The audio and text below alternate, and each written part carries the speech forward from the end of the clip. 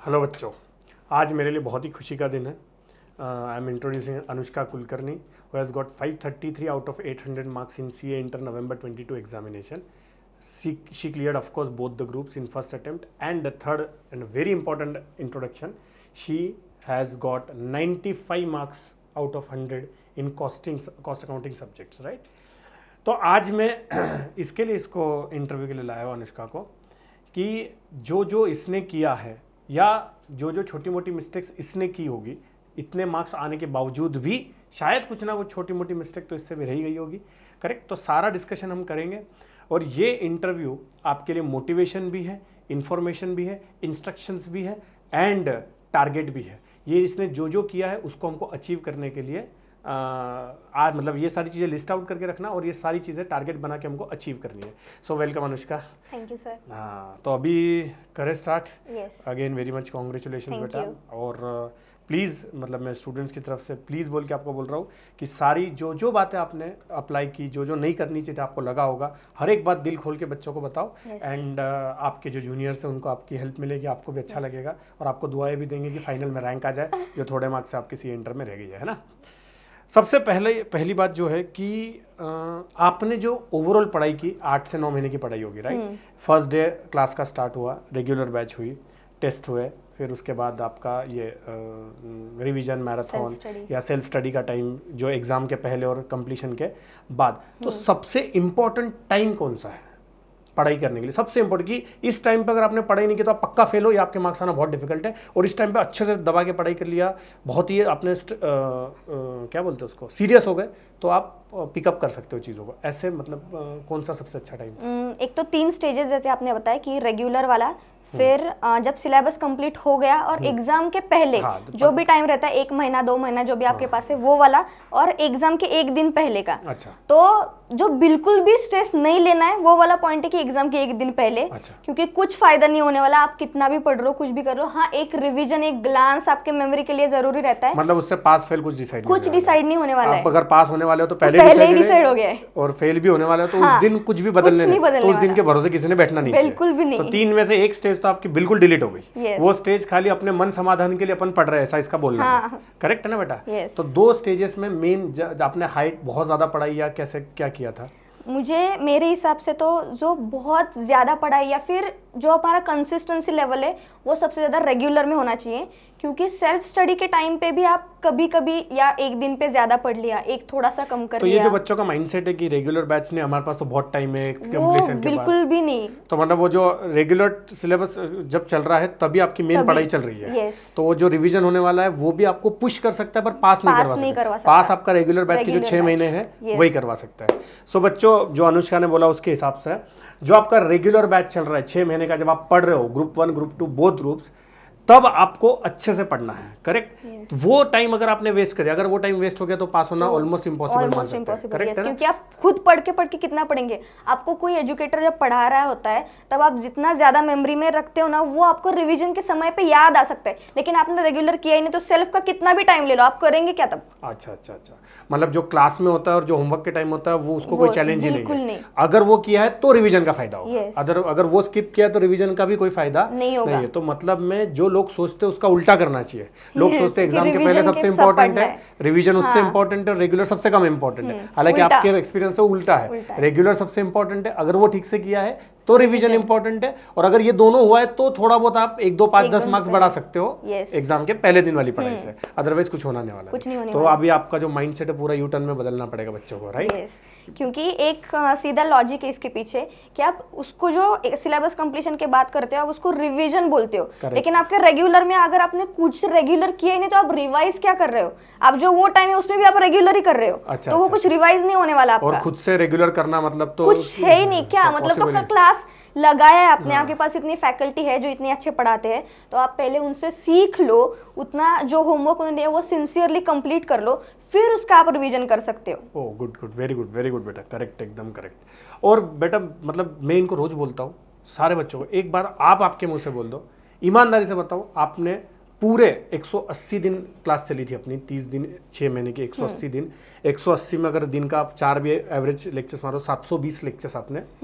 ईमानदारी से बताओ 720 में से, क्योंकि मैंने आपको पढ़ाया तो मुझे पता है कि आपने कितने लेक्चर्स मिस किए, 720 में से कितने लेक्चर्स मिस किए थे आपने? मुझे ऑनेस्टली याद नहीं आ रहा कि मैंने लेक्चर मिस किए हैं क्या। करेक्ट, मैं बता रहा हूँ, इसको याद नहीं पर मुझे याद है, इसने एक भी लेक्चर मिस नहीं किया था। और मतलब ये सबसे इंपॉर्टेंट चीज़ है, 720 के साथ में 180 दिन का अटेंडेंस भी नहीं बोल रहा हूँ कि पहले आई नहीं बाद में आई, मैं 720 लेक्चर्स बोल रहा हूँ। और ये सबसे मेन, सबसे हाईलाइटेड रीज़न है इसका इतने अच्छे मार्क्स लाने का। करेक्ट।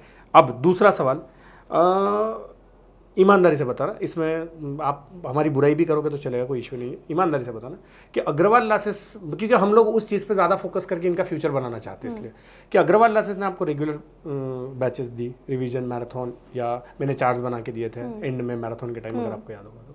उसके बाद डेली टेस्ट लिया अपन ने 60 डेज का, या वीकली टेस्ट हुआ बीच बीच में जो भी। तो हमारे तरफ से कौन सी ऐसा इनपुट था जिसने आपको सबसे ज़्यादा एडवांटेज दिया? सबसे ज़्यादा रेगुलर बैच एंड जो हर रोज की जो टेस्ट थी, वो जो अपने वीकली से ज्यादा भी जो डेली टेस्ट थे ना, उसमें ज्यादा मुझे पुश मिला, क्योंकि वो चैप्टर वाइज थे पहले। 3 चैप्टर, मतलब 12, अगर कॉस्टिंग के 12 चैप्टर्स होंगे तो 3 फिर हाफ सिलेबस और फुल सिलेबस। वो शायद से देखो, अभी एक सब्जेक्ट के मिनिमम 1 या फिर 2 हफ्ता लगे होंगे पूरे सारे टेस्ट सीरीज के लिए। तो वो जो 1 हफ्ता या 2 हफ्ते थे, वो मेरा एक्चुअली ज्यादा रिविजन का था, क्योंकि हमारे क्लास के रेगुलर क्लास के बुक वगैरह पूरा सॉल्व करके हो गया था। होमवर्क की वजह से ऑलमोस्ट पूरा बुक हमने खुद ने सॉल्व किया था। तो इसमें मैं तो बहुत ही बदनाम हूँ कि मैं एक सवाल करवाता हूँ, 5 होमवर्क देता हूँ, है ना। लेकिन आई स्वेयर मुझे वो बात बहुत अच्छी लगती है, क्योंकि अगर वो 5 सवाल नहीं किए होते उस टाइम पे, जब मुझे 1 घंटा था, मुझे वो 5 सवाल करने के लिए पहले 1 घंटा मिलता था। जब मेरे पास 3 महीने बचे तो वो 5 सवाल करने के लिए मेरे पास 10 मिनट है। अच्छा। तो वो 1 घंटा वेस्ट किया ऐसा नहीं बोल सकते, वो 1 घंटा किया इसलिए वो 10 मिनट में हो गए। Correct, very good, correct. तो सबसे ज़्यादा मुझे इनपुट ये लगता है कि रेगुलर क्लासेस बहुत अच्छे से चले, जो सिलेबस था वो पूरा ठीक से कंप्लीट हुआ है। और इसकी वजह से जो रिवीजन बैच में, यानी कि रिवीजन बैच भी नहीं, वो रिवीजन के टाइम पे जो हमारे डेली टेस्ट होते थे, उसमें मुझे बहुत ज़्यादा पुश मिला है, क्योंकि आई कैन रिकॉल एवरीथिंग जो हमारे रेगुलर बैच में जो भी सिखाया था, जो भी लेक्चर में, एक I can actually remember in one joke also, so कि हाँ इस क्वेश्चन पे ये जोक हुआ था, तो उससे मुझे वो याद रहते हैं। तो वो सारे बातों को हमको बहुत अच्छी तरह से याद रखना है। और जो डेली टेस्ट हैं वो आपको बहुत सीरियसली लेने हैं, क्योंकि वो एक दिन आप जब दिन रात करके पढ़ते हैं, और वो 3 चैप्टर्स भी क्यों ना हो, हमारे जब अच्छा पेपर जाता है ना, तो हमको पता चलता है कि हाँ वो 3 चैप्टर तो हमने फाड़ दिए यार। अरे वाह, ग्रेट, करेक्ट, एब्सोल्युटली करेक्ट। और सबसे मेरे दिमाग में जो डेली टेस्ट का आइडिया आया था बेटा, वो भी मैं बता देता हूँ, आप अगर अग्री कर दो, स्टैंप लगा दो, तो उनको भी समझ में आएगा। क्योंकि क्या होता है, सिलेबस कंप्लीट होने के बाद बच्चे को समझता ही नहीं है कि कैसे पढ़ना है, कौन से चैप्टर किस दिन पढ़ो, शेड्यूल बनाता है, फॉलो नहीं कर पाता ये वो। पर अभी 3 चैप्टर का अगर टेस्ट रखा ही है मैंने, तो आपको क्या पढ़ना है ये तो मैंने आपको बता दिया। करेक्ट, तो आधा काम तो बच गया। हाँ, कि आपको शेड्यूल बनाने की जरूरत नहीं, आपको पता है, और ठीक से पढ़ा कि नहीं पढ़ा दूसरे दिन कंफर्म हो जाने वाला है, तो उससे मोटिवेशन आता है। करेक्ट।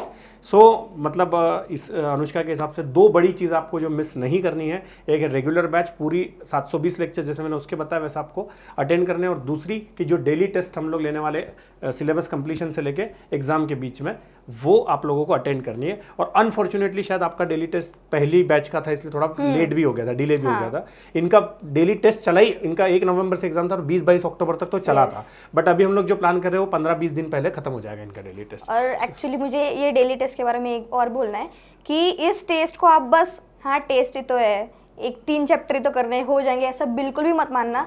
आपको ये सोचना है कि ये 3 टेस्ट पे आपकी ICAI पेपर ले रहा है। करेक्ट, मतलब तो आपको उतना जी जान से वो करना है, तो भी उसका सफल कुछ तो मिलने वाला है। क्योंकि अगर हाँ हमारे क्लास में तो टेस्ट होते रहते हैं, जैसे वीकली हुए थे वैसे ये भी हो जाएंगे, ऐसे ये एटीट्यूड से होगा तो नहीं चलेगा। आपको ऐसे ध्यान में रखना है कि आपका इस पे रैंक आने वाला है शायद से। Very good, correct.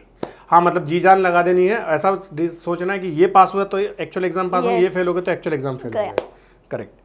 अभी बेटा शायद आपको ये सवाल अच्छा नहीं लगेगा, बट मैं अपने बच्चों के लिए, उनके फ्यूचर के लिए सवाल पूछ रहा हूँ कि कुछ सब्जेक्ट्स में मैंने आपका रिजल्ट देखा है, रिजल्ट आपके पीछे भी लगा है, तो मार्क्स कम भी आए होंगे, ज़्यादा मार्क्स वाले पे तो बात करेंगे हम लोग, they are waiting for that. But मुझे ऐसा लगता है कि ज़्यादा मार्क्स की स्ट्रैटेजीज तो बहुत लोग बताते हैं और सब लोग ग्लोरीफाई करते हैं चीज़ों को, बट कम मार्क्स भी आए तो वी शुड एडमिट इट। मतलब Agarwal classes also should admit it कि आपको हमने कोई सब्जेक्ट पढ़ा उसमें आपको कम मार्क्स भी आए, इट्स नॉट मतलब ऐसा किसी का क्रिटिसिज्म नहीं है, आपका भी नहीं है, ऑफकोर्स आपने इतना बड़ा अचीवमेंट किया है, बट मेरे बच्चों के लिए आप इतना भी बता दो कि इन्होंने क्या नहीं करना चाहिए। कोई तो सब्जेक्ट होगा जिसमें आपको कम मार्क्स आए होंगे, उसमें आपकी क्या गलती की और वो गलती इन्होंने नहीं करनी चाहिए, और आप क्या करते तो शायद इसमें भी अच्छे मार्क्स आते और आपका जो थोड़े मार्क्स के लिए रैंक रहा है वो शायद आ जाती। मतलब इट्स अ नेगेटिव क्वेश्चन, आज नेगेटिव बात नहीं करनी चाहिए, बट बच्चों के लिए है ना। तो सबसे कम मार्क्स मेरे उस सब्जेक्ट में इसकी वजह से आए क्योंकि मैंने आपको इतनी देर में बताया कि आपको जो रेगुलर है और जो होमवर्क है वो बहुत ध्यान से करना है। एक्चुअली उसी पर्टिकुलर सब्जेक्ट में जो रेगुलर बैच होते थे तब मैंने लेक्चर ऑब्वियसली पूरे ध्यान से किए, लेकिन उसके बाद जो हम लोग थोड़ा सा रिवाइज करते हैं, क्योंकि ऑब्वियसली थियोरी था तो होमवर्क ज़्यादा नहीं रहेगा, लेकिन आपको जो सिखाया वही रिवाइज करना, वही एक्चुअली आपका होमवर्क रहता है थियोरी सब्जेक्ट में। तो लेकिन वो मैंने थोड़ा सा कम कर दिया था कि अगर आज ये लेक्चर में ये पर्टिकुलर टॉपिक हुआ है तो मैंने घर पे थोड़ा सा ब्रश अप नहीं किया था, तो जब एग्जाम के टाइम पे मुझे वो रिकॉल करना था तो वो थोड़ा सा डिफिकल्ट जा रहा था। जैसा आपने बोला कि रेगुलर जैसे पढ़ना पड़ा आपको, टाइम पे रिवीजन नहीं कर पाए। और मैं अनुष्का को जानता हूँ, ये मेरे पास सीए फाउंडेशन से है, तो उसका थियरी थोड़ा वीक है, तो ऑडिट जैसा सब्जेक्ट जो होता है वो थोड़ा थियरी है, तो ये थोड़ा रिलेक्टेंट हो गए थे आपके, यार याद नहीं पड़ता है, वहाँ पे गलती हो गई। वो मुझे ऐसा लगता था कि हाँ थियरी तो है, तो जरा से एग्जाम के थोड़ा सा पहले कर लेंगे तो कैसे याद रहेगा, फ्रेश रहेगा, इतनी देर पहले करेंगे तो क्या ये रहेगा। अच्छा, मतलब थियरी भी अगर आपने 4 महीने पहले भी रिवीजन किया तो काम लगता है, तो भी काम लगता है। ऐसा नहीं सोचना है कि एग्जाम के पहले पढ़ लेंगे तो याद हो जाएगा। यही मेरी सबसे बड़ी गलती थी। अच्छा,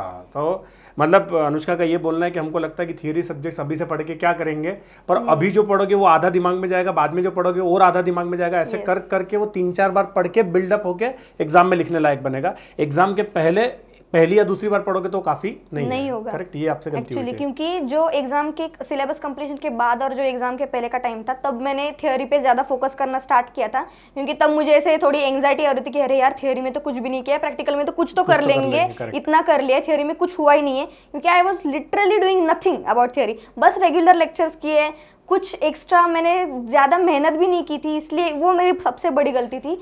क्योंकि जब मैं खुद से स्टार्ट कर रही थी पढ़ना तो ऐसा लग रहा कि यार ये क्या पढ़ा है, मतलब हाँ याद आ रहा है कुछ तो किया है, लेकिन ये क्या है, ये सब कुछ नया लग रहा है, ये हमारा ही है क्या। तो इसकी वजह से जब आपका रेगुलर बैच चल रहा रहता है तो थोड़ी सी ब्रश अप करना बहुत ज़रूरी है, और थ्योरी के लिए तो बहुत ज़्यादा ज़रूरी है। तो आपको ये बात महंगी पड़ी, ये सब्जेक्ट इंटरेस्टिंग, ये सब्जेक्ट बोरिंग वाला, तो ये डिफरेंशिएट करना बंद कर देना चाहिए। सारे सब्जेक्ट इंटरेस्टिंग है, सारे सब्जेक्ट करने ही पड़ेंगे, कोई ऑप्शन नहीं है। थियरी है, प्रैक्टिकल है, थियरी भी 100 मार्क का है तो उतना इंपॉर्टेंट है, कॉस्टिंग 100 मार्क का है तो वो भी उतना इंपॉर्टेंट है। करेक्ट। एंड जो सबसे ज़्यादा वेट कर रहे बच्चे, again congratulations, I am very much proud of her and to some extent to myself also because I have taught her, and इसने बेंचमार्क बहुत ही हाई सेट कर दिया है। So she has got 95 out of 100 costing. बहुत ही frankly 2 बातें पूछूंगा, दोनों का ईमानदारी से जवाब देना। एक तो आपने सोचा था, मतलब मैंने तो सोचा था कि आपके 95 आए, मतलब ये सोचा था कि अच्छे मार्क्स आएंगे, but 95 is also shocking for me as well. तो 2 बातें, एक तो 95 मार्क्स आपने सोचे थे क्या, और दूसरी बात ये 5 गए कहाँ होंगे, जो 5 गए वो कहाँ गए होंगे। वो तो सच में नहीं पता कि कहाँ गए होंगे, लेकिन 95 भी बिल्कुल भी एक्सपेक्ट नहीं किए थे मैंने।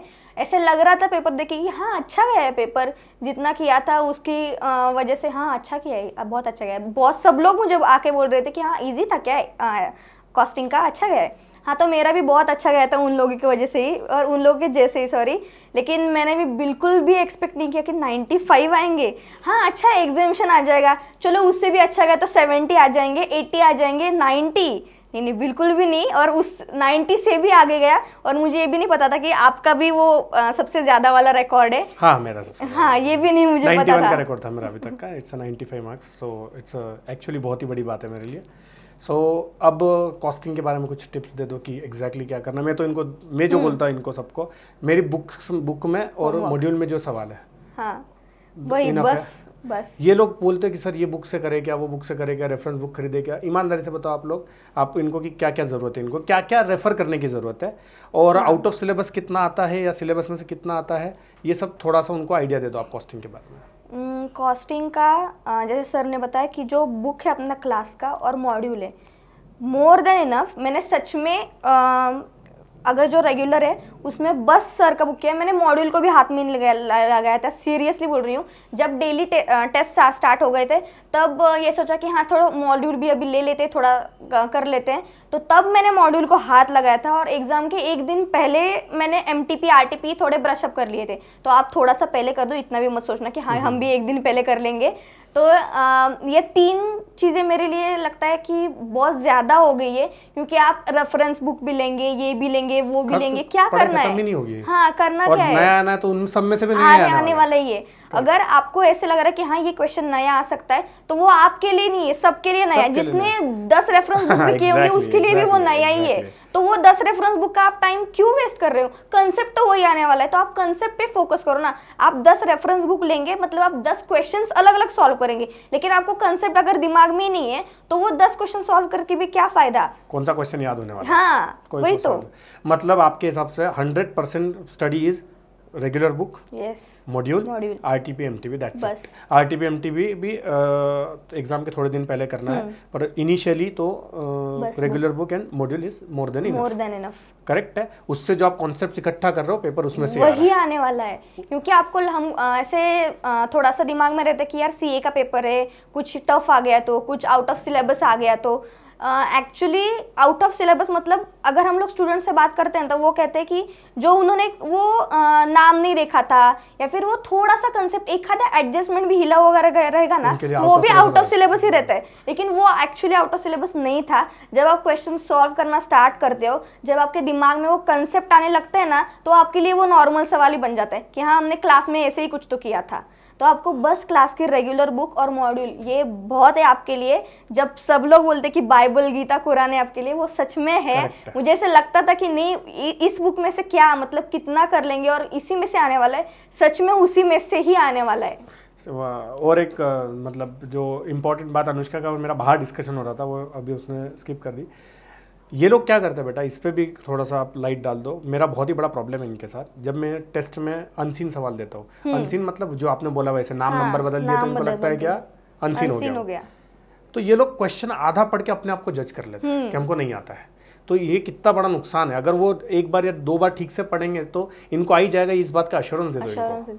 एक्चुअली ये सही बात है। जब हमारे भी पेपर्स आते थे तो हमको सर CMA के क्वेश्चंस वगैरह डालते थे, तो भी हमको भी लगता था कि यार ये तो हमारा नहीं है, ये कौन सा है। लेकिन ये भी मैं बोल रही हूँ कि जब मैं पेपर देखती थी तब मुझे लगता था ये, वो भी मैक्स 5 मिनट के लिए। जब मैं वो एक क्वेश्चन पे मुझे गारंटी है कि हाँ ये क्वेश्चन मुझे आता है, तो जब मैं वो क्वेश्चन स्टार्ट करती हूँ, लिखती हूँ, उसके बाद जो डाउट वाला क्वेश्चन है वो भी आ जाता है। वो कुछ अलग या फिर कोई नेक्स्ट लेवल का नहीं है, वो आपके लिए या आपके सिलेबस का ही है। आप जब थोड़ा सा कॉन्फिडेंस रखो खुद पे कि हाँ मुझे ये आने वाला है, राइट। बस ये मुझे आने वाला है, ये रखो कि हाँ इसका कंसेप्ट मैंने पढ़ा है, और ये आपने सच में पढ़ा भी रहता है। आप जो थोड़ा सा सॉल्व करना स्टार्ट तो कर दो। आप स्टार्ट भी नहीं करेंगे यार ये अटेम्प्ट करके भी क्या फायदा। अरे स्टार्ट कर दो, बस स्टार्ट कर दो, आ जाएगा, गारंटी आ जाएगा, क्योंकि आपने पढ़ा है उतना। यस, ये बहुत ही इंपॉर्टेंट बात मुझे अनुष्का से आपको कंफर्म करनी थी, क्योंकि आप मेरी बातों को तो इंपॉर्टेंस देते नहीं, रोज ही बकते रहता हूँ।